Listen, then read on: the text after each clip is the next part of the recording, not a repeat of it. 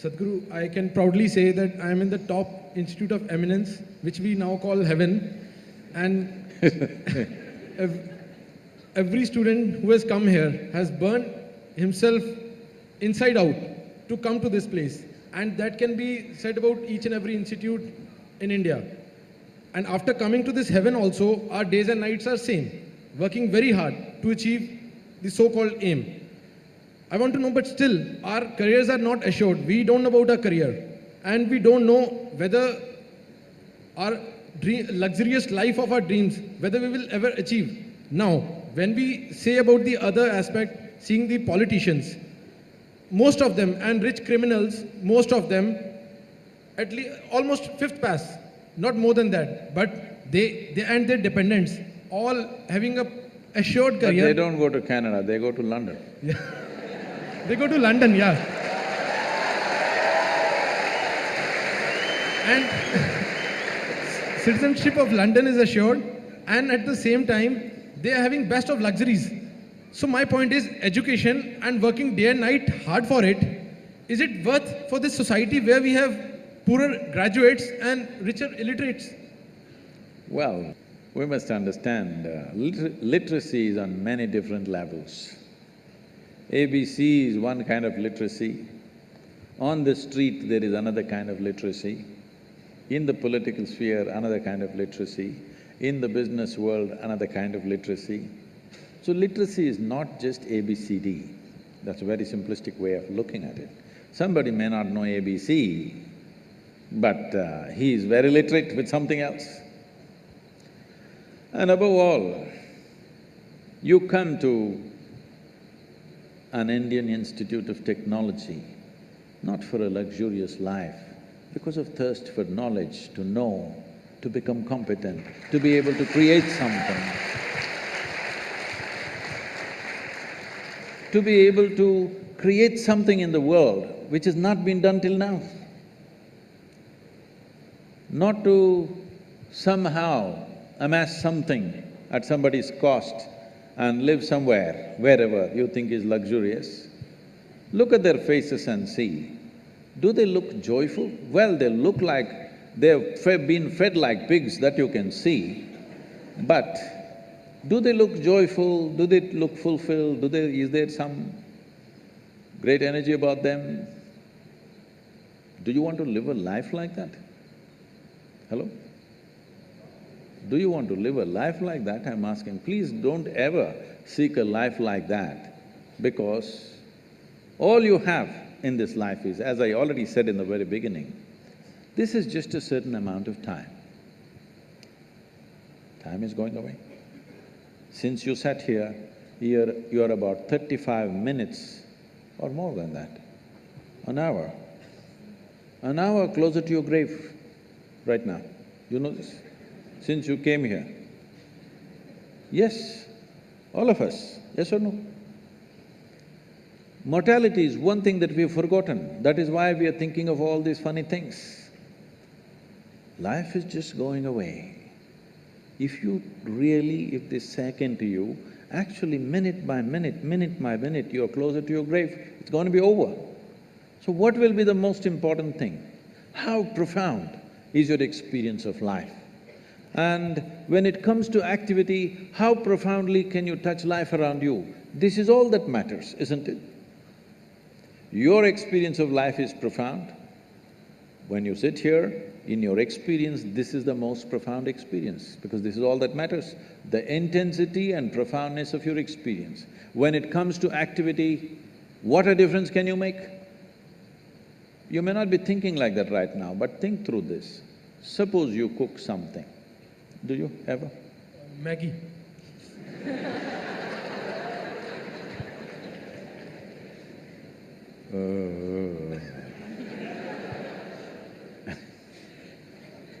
He's an MSG or something, huh?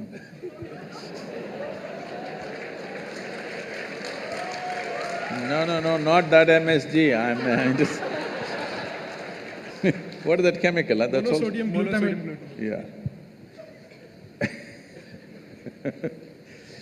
So, If you cook something, even if you make Maggi noodles and you give it to your friend, he's back, he spits it out. Do you like it? If he eats and says, "This is fantastic," then you say, "Oh, nice." Because for even doing the 2-minute job, it's 2 minutes, right?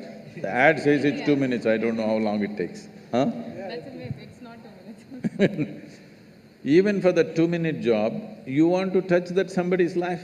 If that guy spat it out, that's the last time you're going to give him those noodles. That saves his life, that's another matter.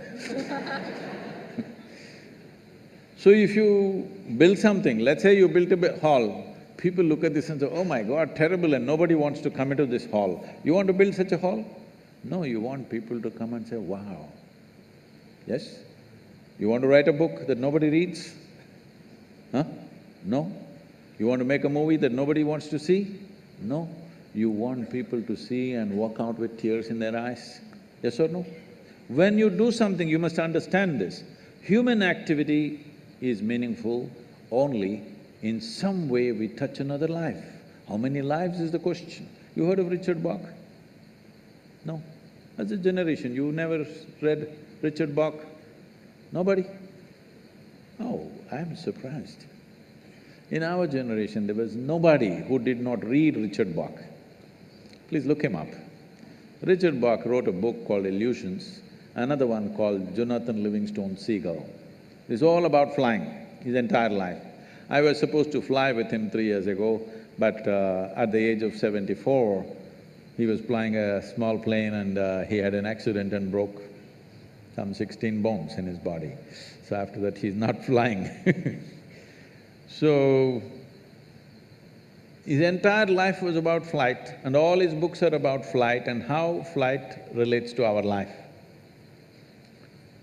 And in one of the books he writes, of all the joys of flying, I thought this is… after that I stopped reading him. Of all the joys of flying that he eulogized all his life, he said the greatest joy is when you see another pilot and you roll your wings and he responds rolling his wings, that's the greatest joy. After living an absolutely adventurous life, this is the greatest joy because touching another life always is like that. Whether it's music or dance or cooking or writing a book or building something, everything is because it touches another life, it matters, isn't it? A criminal does not touch other people's life like that.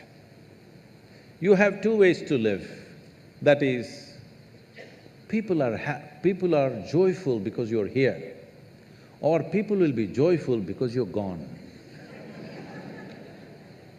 There are two ways to live. Please, what will you choose? First one. First one. People are joyful because you're here. Yes, Yes. that's good. So, about somebody is living better than us, I'm saying you should not even look how somebody is living because it's a bloody brief life, believe me. Before you know what's happening, it'll be gone. You may not think so right now, you think you have a lot of time on your hands. But if you intensely get involved in something, before you know what is happening, life will be gone. Because it's such a brief life. Have you noticed on a particular day, if you're very intense and joyfully involved in something, 24 hours just pass off like a minute? Is it so? Another day you're a little depressed and looking around at everybody. That day, 24 hours feel like a eon. So time is a very relative experience. Only miserable people will have a long life because in misery, time stretches itself. But if you're living an intense and exuberant life, poof, it'll be gone. 100 years will be gone like that. Shall I bless you with a long life? No. Even if you live to be 100, it should feel like you lived for 2 days. And that's how it will be. That is how it will be if you focus on creating something worthwhile. But if you're looking at other people, who is wearing better clothes, who is driving better car, whose house is better than mine, if you look at this, your life is ruined because forever somebody will be wearing something better than you, somebody will be driving something better than you, somebody will be living in a better home than you. Yes or no? Forever you will become enslaved to that nonsense. Don't ever start your life like that. All of you, you're being empowered through education. You must think in terms of, what is it that I can create? What can I create in this life? Don't worry about how to earn a living with so much education and this many cerebral cells. You think earning a living is a problem when an earthworm does it?